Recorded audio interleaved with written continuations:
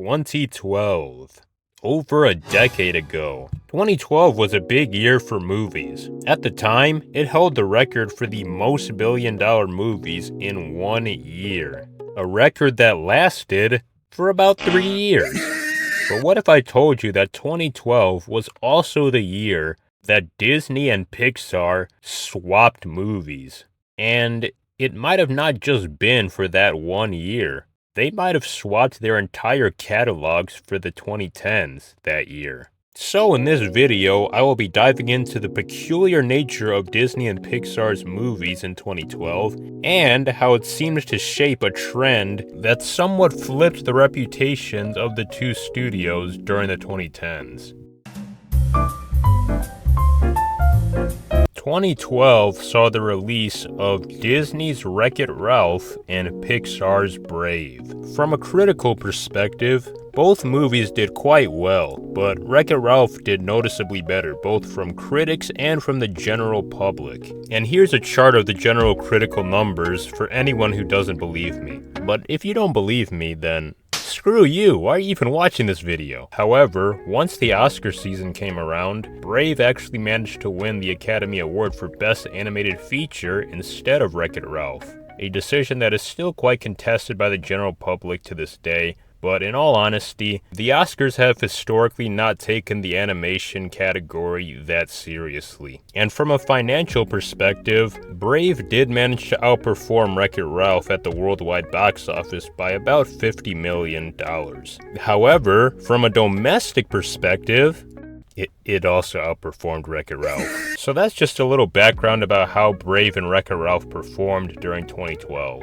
But that's not the real interesting aspect of what happened during that year.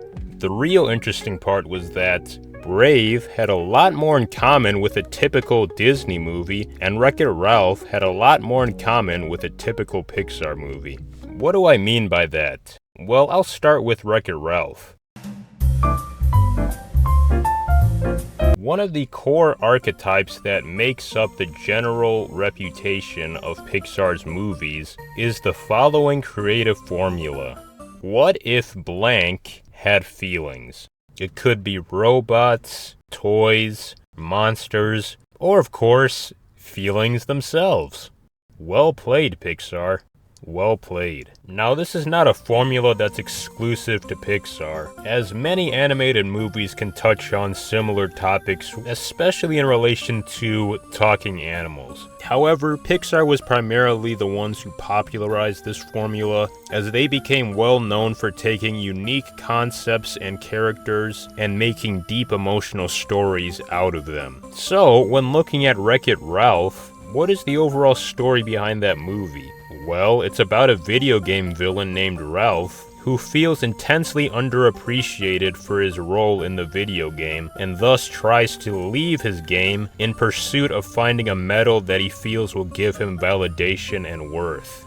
So in other words, what if video game characters had feelings? Along with that, Pixar also had a reputation for crafting their themes around their characters getting what they need instead of what they want. In other words, Pixar films often follow characters who chase a grand dream or goal that they don't ultimately achieve, but they find deeper fulfillment in life's simpler, more meaningful truths instead. Some examples would be Mr. Incredible's obsession with reliving the glory days only to discover that his family was more important and fulfilling. Or Mike Wazowski's obsession with becoming a top scarer only to realize the greater value that he possessed as a mentor and trainer. Likewise, Wreck-It Ralph follows a similar thematic path for its protagonist. Ralph starts the story with the want of proving his worth by acquiring external validation objects like trophies and medals. But through his journey, he finds greater fulfillment in demonstrating his worth through his character. And I don't mean character as in his video game avatar, I mean character in terms of his personality and how he treats others. Also, Wreck-It Ralph was one of the first Disney movies to introduce a twist villain. Prior to 2012, it was far more in line for Pixar to be the studio behind twist villains than Disney. Pixar had numerous twist villains pre-2012, including Mr. Waternoose from Monsters, Inc., Stinky Pete from Toy Story 2, Lotso from Toy Story 3, Charles Muntz from Up. I mean, heck, even Pixar's movie just before Brave, being Cars 2, even that movie featured a twist villain. This idiot named Miles Axelrod, you probably don't even remember him, but he was a twist villain. On the other hand, Disney was way more well known for having very obvious, in-your-face villains. Some examples included Ursula from Little Mermaid, Scar from The Lion King, Jafar from Aladdin, and even in the 21st century, they still had multiple clear-cut villains like Mother Gothel from Tangled or the voodoo guy from Princess and the Frog. These types of villains were icons for their theatrics, their conniving behavior, and their distinct appearances. However, in Wreck-It Ralph, that changed.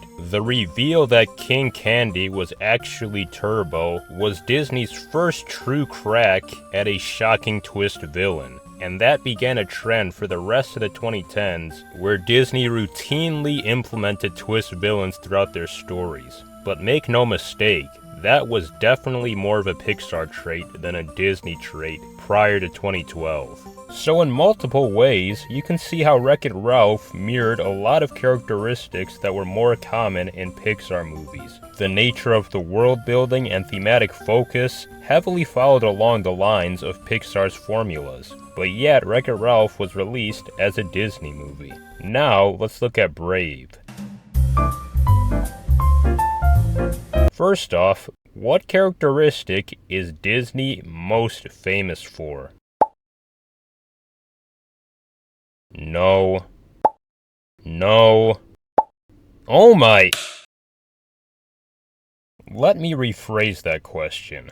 What is the most famous media franchise under Disney? Princesses. Specifically, human princesses. And to be clear, I'm only talking about Disney in relation to their mainline movies. So when I say that Disney princesses are the most popular brand under Disney, I'm not including properties that Disney owns but didn't create, like Star Wars, and I'm not including media franchises that became more famous as mascots of Disney, like Mickey Mouse. I'm only talking about specifically franchises that were popularized. I'm talking specifically about franchises that were popularized through their mainline 63 movies. So, when looking at Brave, the story of the movie centers around a princess. Specifically, a human princess. Not only that, but the film also featured a couple of elements that reflected growing trends in Disney's movies at the time. Around the time of Brave's release, Disney had started implementing subversive elements into their classic princess tropes, with examples being The Princess and the Frog as well as Tangled. And Brave followed along these trends, with examples being Merida's resistance to arranged marriages, elegant princess dresses, and the idea that princesses should avoid combat and weaponry. Which, by the way, that trend began to show its more toxic forms as time went on, with an example ironically being the sequel to Wreck-It Ralph, in which Ralph is emasculated in order to make the princesses act like the princes. Look up there!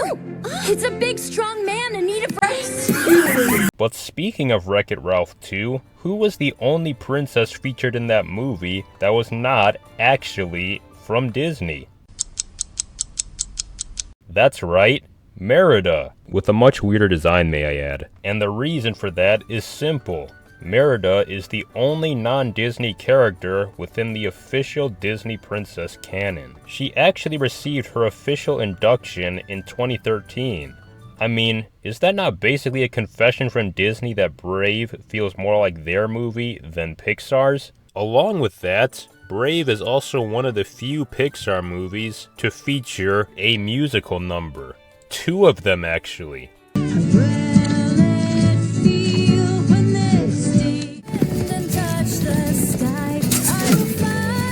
Which again is more in line with Disney princess movies. Almost all of Disney's princess movies are musicals, and while Brave isn't necessarily a musical, nor does it have the characters directly singing the songs like is typically done in a Disney movie, it's still more in line with Disney to feature direct music than it is for Pixar. So, yeah, 2012 definitely seemed like a year where Disney and Pixar traded movies. However, the shift within each studio didn't stop there. During the 2000s, Pixar had really found its footing. They had entered a golden age in which they were at the forefront of creativity and innovation. It seemed like every single movie that they were releasing felt fresh, poignant, and redefining to the standards of animation and family films. Disney, on the other hand, was going through a rather tumultuous period. During the early and mid-2000s, Disney was essentially just throwing anything at the wall and hoping it stuck. And while some of those movies did stick, Disney's overall output was generally perceived as stale and clunky by the general public during this time period. Whereas Disney had always been the landmark animation studio for creativity, especially during the Renaissance era, Pixar had firmly taken that mantle during the 2000s. However, after 2012, Pixar released 8 movies for the remainder of the 2010s, and 5 of those 8 movies were sequels. Now, that doesn't mean that Pixar went full creative bankruptcy mode, as sequels don't inherently equate to a lack of creativity. But Pixar had a strong cultural reputation for its unmatched originality and ability to make incredibly powerful stories out of the craziest concepts. And for the most part, sequels inherently bring a level of familiarity. This caused many people to start criticizing Pixar as being too sequel-reliant and lacking in its golden age magic. On the other hand, Disney firmly found its footing during the 2010s. 2012 marked the year when Disney fully transitioned into CGI animation. The Disney film released prior to Wreck-It Ralph was Winnie the Pooh in 2011, which was a traditionally animated movie. From 2012 onward, though, all of Disney's movies have been CGI animated. And on top of that, Disney then became the studio more known for groundbreaking and creative movies. Frozen was released 1 year later, becoming arguably the biggest animated cultural phenomenon of the 21st century. Beyond that, they released multiple other original films to high praise, such as Moana and Zootopia. All of these movies were big commercial successes as well. And as I mentioned earlier, 2012 also marked the year where Disney began adopting more Pixar-like trends, such as implementing multiple twist villains in their future works, such as Mayor Bellwether in Zootopia or Hans in Frozen. Now, that doesn't necessarily mean that these twist villains were on the same level of quality as Pixar's twist villains, but it still was a trend that Disney took from Pixar nonetheless. So during the 2010s, Pixar started to transition from being the pinnacle of creativity to relying on more familiar works, whereas Disney Animation returned to being perceived as the creative and innovative studio. That doesn't mean that Pixar didn't enjoy critical and commercial success during the 2010s, because they certainly did. Many of their sequels became billion-dollar hits, but they undoubtedly became more associated with playing it safe during this decade rather than taking creative leaps. Oftentimes, when fandoms compare two animated movies from the same year, they do so when the movies seem too similar, such as Ants in a Bug's Life in 1998, or Despicable Me and Megamind in 2010, and they often compare the two movies to argue which was better. But 2012 wasn't one of those years. Brave and Wreck-It Ralph aren't fascinating because they're alike. They're fascinating because each one feels like it came from the other studio. And most people don't debate which of these movies was better, since Wreck-It Ralph is generally considered the better movie. But it's really as though Disney was struggling to develop their next princess film after Princess and the Frog. Then they caught wind of Pixar's next planned movie, their big redemption project after Cars 2, and they liked what they saw. So maybe Disney then decides to make a backdoor deal with Pixar to offload Brave's story problems onto Pixar, while they run away with the better idea that gets the world's eyes back on them just before their big spectacle in 2013 with Frozen. Disney. Classic schemers.